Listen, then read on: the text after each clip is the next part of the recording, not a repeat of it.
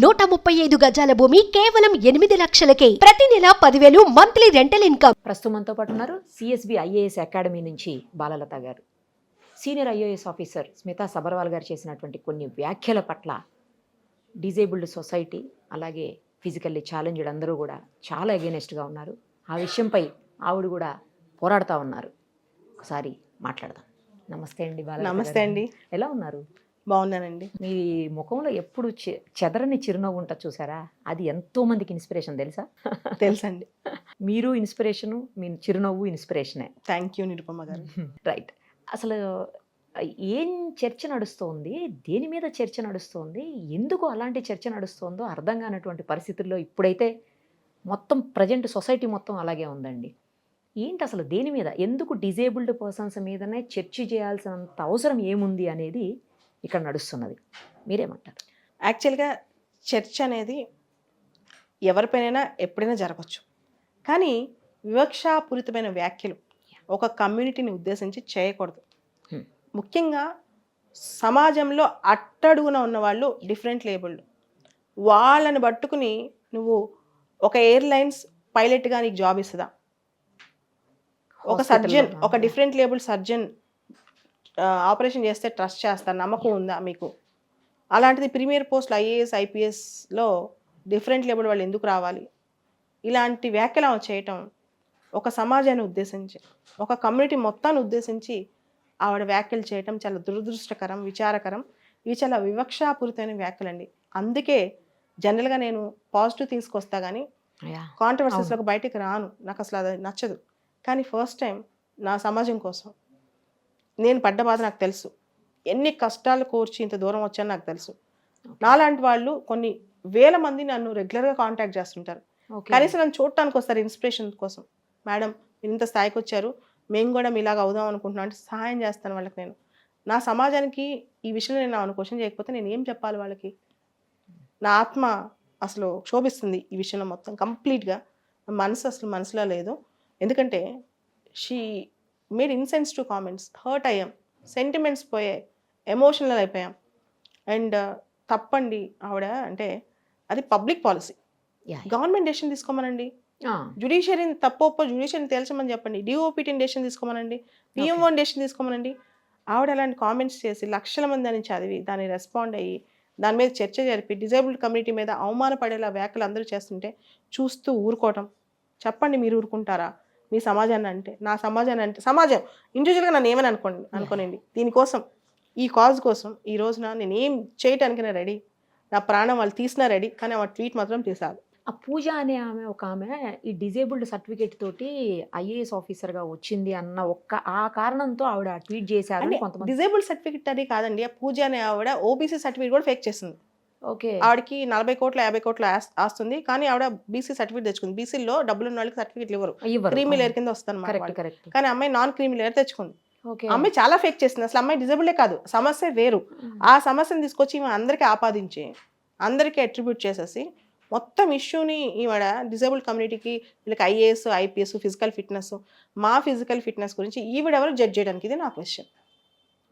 అంటే ఏదైనా బయటికి వెళ్ళి ఏదైనా వర్క్ చేయాలి అంటే, గ్రౌండ్ లెవెల్లోకి వెళ్ళి పని చేయాలంటే, ఫీల్డ్లో పని చేయాలంటే చెయ్యలేరు అనే యాంగిల్లో ఆవిడ మాట్లాడారని కొంతమంది అంటారు. అవునవును, ఆవిడ అదే యాంగిల్లో మాట్లాడారు. నేను అంటాను అది ఆవిడ కాదు కదా తేల్చాల్సింది. మేమేమి చేయగలమో ఏం చేయగలేమో అది పబ్లిక్ పాలసీ, అది ప్రభుత్వం తేల్చాలి. డిఓపిటీ అని మాకు ఒక మినిస్ట్రీ ఉంది సెంట్రల్ లెవెల్లో, ఈ అన్నిటికి సంబంధించిన మినిస్ట్రీ, రిక్రూట్మెంట్ సంబంధించి వాళ్ళు డిసైడ్ చేయాలి. ఈవిడ ప్రైవేట్ సెక్టర్లో వీళ్ళు ఈ జాబ్ చేయలేరు, ఆ జాబ్ చేయలేరు, గవర్నమెంట్ వీళ్ళు ఏం చేస్తారంటే రేపు ప్రైవేట్ సెక్టర్లో వీళ్ళకి ఉద్యోగాలు ఇస్తారా? ఓకే మీకు అర్థమైందా? వ్యాఖ్యలు చదివి లక్షల మంది, దాదాపు 2 మిలియన్స్ మంది 2 మిలియన్స్ మంది వ్యాఖ్యలు చదివారు ఇప్పుడు. అంటే 20 లక్షల మంది. అంటే మా అందరి ముందు సెల్ఫ్ రెస్పెక్ట్ ఏమవుద్ది వీళ్ళది? వీళ్ళకి వచ్చే ఉద్యోగాలు ఆల్రెడీ సామాజికంగా వీళ్ళు వెనకబడ్డారు, ఆర్థికంగా కూడా వీళ్ళు వెనకబడాలి. అది ఆ కోరిక అని నాకు అర్థమవుతుంది. సీతక్క గారు కూడా ఇందాక స్పందించారండి అసెంబ్లీలో, మీడియాతో చిట్ చాట్లో కూడా. అలా మాట్లాడడం కరెక్ట్ కాదు, సీఎం గారి దృష్టికి ఆల్రెడీ వెళ్ళి ఉంటుంది, లేదంటే నేనైనా మాట్లాడతానని చెప్పేసి ఆవిడ కూడా చాలా పాజిటివ్గా స్పందించారు పట్ల. అవునండి, సీతక్క గారే కాదండి, చాలామంది బీజేపీ ఎంపీ లక్ష్మణ్ గారు, తర్వాత పొద్దునే నాకు అనిల్ యాదవ్ ఎంపీ గారు ఫోన్ చేసి మద్దతు తెలిపారు. ఇలా చాలామంది మీరు మంచి కాజ్ కోసం పోరాడుతున్నారు, మేమందరం మీకోసం ఉంటామని చెప్పి ఎంతోమంది మద్దతు తెలిపారు. అసలు నేను ఆపిన ఇది ఆగదండి. అవును, మీరు ఇప్పుడు ఆగిపోయినా కూడా ఇది ఆగదు. ఇది ఆగదు. ఎందుకంటే చాలామంది విద్యార్థులు, యాస్పిరెంట్స్ ఢిల్లీ జేఎన్యూ నుంచి ఓకే. హైదరాబాద్ సెంట్రల్ యూనివర్సిటీ వరకు ఈమె కామెంట్స్కి హర్ట్ అయ్యారు. నాకు వాళ్ళందరూ ఫోన్ చేసి నేను ఇంకా ఆగాను. నేను ఇంకా 24 hours వెయిట్ చేశాను అనమాట. అది విషయం. కానీ ఇప్పుడు ఇది ఎలా అయిపోయిందంటే అండి, మీరు పాలసీయో లేకపోతే ఇష్యూ బేస్డ్ వెళ్తున్నారు, కానీ ఆవిడ పర్సనల్గా కూడా మిమ్మల్ని అటాక్ చేసే పరిస్థితులు వచ్చాయి. అది ఆవిడ భావదారిద్ర్యం. అది ఆవిడ స్టేచర్ చూపిస్తుంది. నేను ఆవిడ పర్సనల్గా ఏమనలేదు. నేను డిజబిలిటీస్, వాళ్ళ కేపబిలిటీస్ తక్కువ చేయొద్దు అనే ఉద్దేశంతో మాట్లాడాను. అంతేగాని పర్సనల్ లెవెల్లో అనిపేం చేయాలంటే చాలా హిస్టరీ తీయచ్చు. మా వాళ్ళ దగ్గర చాలా మాట్లాడతాను రెడీగా ఉండే. నేనే ఆపాను. వద్దు, పర్సనల్ లెవెల్లో ఆవిడ ఏమనొద్దు. ఎందుకంటే ఆవిడ కూడా ఒక women. We respect women in our Indian society. ఆవిడ పర్సనల్ లెవెల్ అటాక్ చేయొద్దు. కానీ ఆవిడ చేసిన కామెంట్స్ మాత్రం మేము గట్టిగానే జవాబు చెప్పాము. ఎందుకంటే ఇలాంటి కామెంట్స్ సొసైటీలోకి వెళ్తే మా మీద వివక్ష ఎంత పెరిగిపోద్ది ఆలోచించండి. మీరు ఆలోచించండి, 21st centuryలో అంటే ఈ సమాజంలో ఈ రోజున ఒక ఫిజికల్ ఎబిలిటీని బట్టి మనిషిని జడ్జ్ చేస్తావా నువ్వు? అది నా క్వశ్చన్. చాలామంది ఈ రంగంలో ఉండి, అంటే ఇట్లా ఉండి కూడా అనేక రంగాల్లో అద్భుతమైన విజయాలు సాధించిన వాళ్ళు ఉన్నారండి. అవునండి. మనం అనుకుంటాం డిజేబుల్డ్ అని, కానీ వాళ్ళు మేబీ చూడ్డానికి అలా ఉంటారేమో, కానీ వర్క్ పరంగా మాత్రం వాళ్ళు కూడా నార్మల్ పబ్లిక్ తోటి సమానంగా కొన్నిసార్లు ఇంకా ఎక్కువ కూడా చేసినటువంటి పరిస్థితులు ఉన్నాయి. అవునండి. సో చాలా మంది ఉన్నారు. Yes. అంతెందుకు 2014లో ఆల్ ఇండియా ఫస్ట్ ర్యాంక్ వచ్చింది ఒక అమ్మాయికి, ఐరా సింగల్ అని. Different label category. అలానే సివిల్ సర్వీసెస్లో ప్రతి ఇయర్ చాలా మంది మంచి వాళ్ళు రిక్రూట్ అవుతున్నారు. వీళ్ళందరితో పాటు సమానంగా వాళ్ళు కూడా పనిచేస్తున్నారు. సో అందరూ బాగానే పనిచేస్తున్నారు. ఎవరికి నష్టం ఏం జరగలేదు, తక్కువ ఏం జరగలేదు. అంటే సమాజానికి వీళ్ళు కూడా కంట్రిబ్యూట్ చేస్తున్నారు. ఇలాంటి సమయంలో ఇంకా ప్రోగ్రెసివ్ థాట్స్ చెప్పాల్సింది పోయి ఇంత నెగిటివ్ థాట్స్ సమాజం మీద రుద్దటం కరెక్ట్ కాదని నా ఉద్దేశం. కానీ చాలామంది జరిగినటువంటి ఇన్సిడెంట్లో మీకే సపోర్ట్ చేస్తున్నారండి. అంటే ఎవరైతే డిఫరెంట్ ఏబుల్, నేను అని కాదండి, ఇది ఒక కాజ్. అదే మీకు మీన్స్ నేను అంటున్నది పర్టికులర్గా పర్సనల్గా మీకు ఈ కాజ్కి అంటున్నాను. ఈ కాజ్కి ఎవరైనా సపోర్ట్ చేస్తుంది. సపోర్ట్ చేయకపోతే అది వాళ్ళ దౌర్భాగ్యం. సమాజం ముందుకు రావాలి. సమాజం దీన్ని ఖండించకపోతే రేపు ఎవరిపైనైనా ఇలాంటి అటాక్స్ జరగవచ్చు, ఏ కమ్యూనిటీ పైనైనా. అప్పుడు మాట్లాడటానికి మనుషులే మిగలరు. ఎవరో ఒకళ్ళు ఎప్పుడో అప్పుడు ముందడుగు వేయాల్సిందే, ఒక వ్యక్తినే ముందు. అసలు వివక్షలు ఏమీ ఉండకూడదు, అందరూ ఈక్వల్గా ఉండాలి, అందరూ అన్ని రంగాల్లో ముందుకు దూసుకుపోవాలి అని చాలా అడ్వాన్స్డ్ ఉన్నటువంటి ఈ సొసైటీలో ఇలాంటి వ్యాఖ్యలు ఎందుకు చేశారు అనేది చాలా మందికి అంతుపట్టట్లేదు. అవునండి. అవును.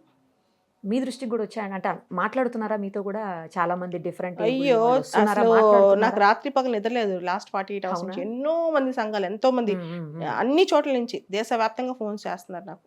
ఓకే. సో ఎలా ముందుకు తీసుకుపోతున్నారు దీన్ని?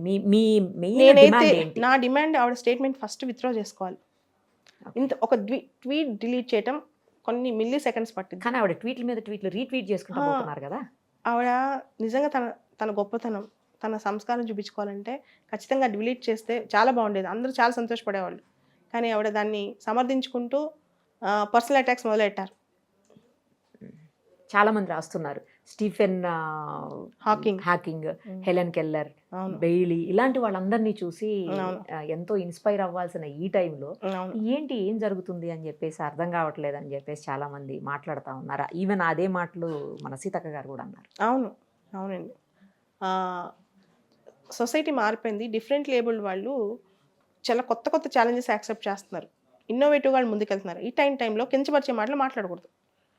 మాట్లాడితే ఖండిస్తాం, కంప్లీట్గా ఖండించాలి. నేను ఖండించకపోతే మీరు చెప్పండి, ఈ సమాజంలో ఎవరొచ్చి, మా సమాజంలో ఈ కమ్యూనిటీలో ఎవరొచ్చి, ఈ కేటగిరీలో ఎవరొచ్చి ముందు మాట్లాడగలరు? నేను మాట్లాడకపోతే అది నేరం, అవునా కాదా? ఈ విషయం మీద నేను మాట్లాడకపోతే అది నేరం అవుతుంది. నా సమాజం నన్ను యాక్సెప్ట్ చేయదు, నా మనసు కూడా నన్ను యాక్సెప్ట్ చేయదు. నేను మాట్లాడాల్సిందే. నేను దీనికోసం దేనికైనా రెడీ, నేను మాట్లాడాల్సిందే. జస్ట్ ట్వీట్ డిలీట్ చేస్తే చాలా అంటున్నారా? లేకపోతే ట్వీట్ డిలీట్ చేసి దివ్యాంగులకి నేను చెప్పింది, నేను నేరో మైండెడ్తో చెప్పాను, లేదా నేను చెప్పిన దానికి అపాలజైజ్ చేస్తానని ఒక్క మాట చెప్తే చాలు. నేను ఆ మీద పెద్ద యుద్ధం చేయాలని నేనేం రాలేదు. ఆ పైన పర్సనల్ నాకేం లేదు. నాకు ఆ ట్వీట్ విషయంలోనే అభ్యంతరం ఉంది, గట్టిగా అభ్యంతరం ఉంది, కొంచెం కూడా కాదు, చాలా స్ట్రాంగ్లీ, చాలా స్ట్రాంగ్గా అభ్యంతరం ఉంది. మీరు ఎగ్జామ్ రాద్దాం రమ్మన్నారు, ఆవిడేమో ఏజ్ ప్రాబ్లం అవుతుంది, లేకపోతే నేను రెడీ అంటున్నారు.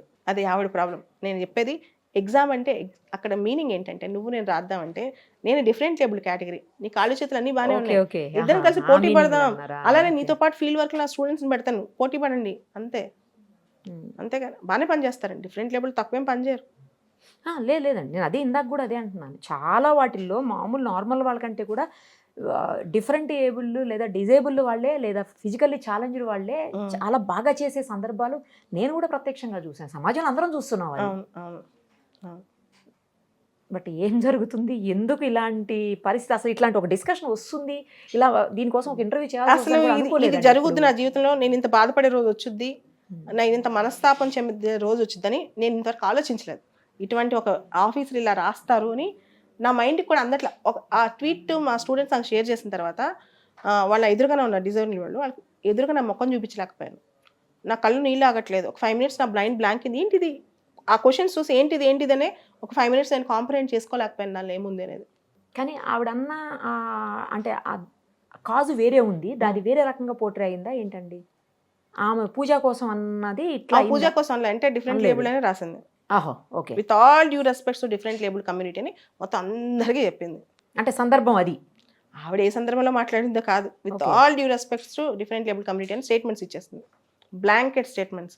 కానీ అసలు ఇలాంటి నేను ఇందాకే చెప్పాను, ఇలాంటి ఒక చర్చ కోసం ఇంటర్వ్యూ చేయాల్సి వస్తుందని ఎప్పుడు అనుకోలేదండి. అసలు బాలలత అనే వ్యక్తి ఇలాంటి కాంట్రవర్షియల్ ఇష్యూస్ లో ఎంటర్ అవుతుంది మీతో చేయాలని అయితే ఎప్పుడు అసలు నేను ఇలాంటి కాంట్రవర్షియల్ ఇష్యూస్ లో ఎంటర్ అవుతాను కూడా నేను కూడా ఊహించలా. కానీ ఓర్చుకుంటాం సమాజంలో అన్నీ ఓర్చుకుంటాం. మనసు మీద రాయబడినప్పుడు మా ఎబిలిటీస్ మీద క్వశ్చన్ వచ్చినప్పుడు అది మేము అలాంటి క్వశ్చన్కి సమాధానం చెప్పకపోతే మేము బ్రతికున్నా వ్యర్థమే. ఈ సంఘటన లేదా నిన్నో మొన్న మీరు ఏ రోజైతే చూసారో అది అత్యంత బాధాకరమైన డేగా మీ లైఫ్లో అనుకోవచ్చా? ఖచ్చితంగా నన్ను అత్యంత బాధ పెట్టిన సంఘటన నా జీవితంలో.